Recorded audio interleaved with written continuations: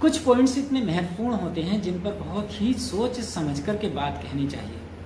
दरअसल social media पर एक वीडियो बहुत तेज गति से वायरल हो रही है जिसने हमारे देश को पूरे विश्व में शर्मसार करके रख दिया है। वीडियो में एक लड़की सेना के जवानों पर चिल्ला रही है और कह रही है कि हम टैक्स देते हैं तब तुम्हारी सैलरी निकलती है। घटना लद्दाख क्षेत्र की है जहां की वीआईपी मूवमेंट के चलते 5-6 घंटे के लिए पर्यटकों को रोका गया था। अब 5-6 घंटे रुकने की वजह से इस लड़की का गुस्सा फूट गया, लेकिन इस लड़की ने ये नहीं सोचा कि तू तो 5 या 6 घंटे के लिए ही रोकी जा रही है, लेकिन सेना के जवान तो पूरे जीवन देश की सेवा विपरीत परिस्थितियों में खड़े रहकर करते हैं। तू एक दिन भी एक सेना के जवान के जीवन को जी नहीं सकती। तू भरी गर्मी में इट्टी के चूल्हे पर 100 लोगों की रोटी लकड़ी पर नहीं बना सकती। तेरी जवान इसलिए चल रही है क्योंकि हमारे देश के सैनिक, हमारे देश के जवान सीमाओं की रक्षा कर रहे हैं, वो भी विपरीत परिस्थितियों में खड़े रह करके। दूसरी बात यह है कि तूने ये कहा है कि तू टैक्स देती है, अर्थात हम टैक्स देते हैं तब सेना की सैलरी निकलती है।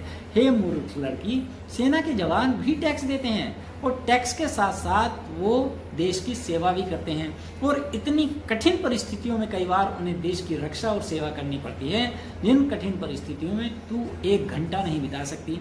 इसलिए कम से कम बोलने से पहले ये तो सोच लेना चाहिए था कि तू किन के बारे में बात कर रही है।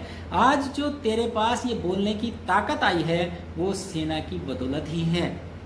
सेना के महत्व को कम आंकना तेरी सबसे बड़ी मूर्खता है। तू तो अपने प्राण गंवा करके भी सेना के काफिले को गुजरने के लिए कहती, तब हम मानते कि हाँ तू सच्ची भारतीय है। अब तू माफ़ी मांग रही है।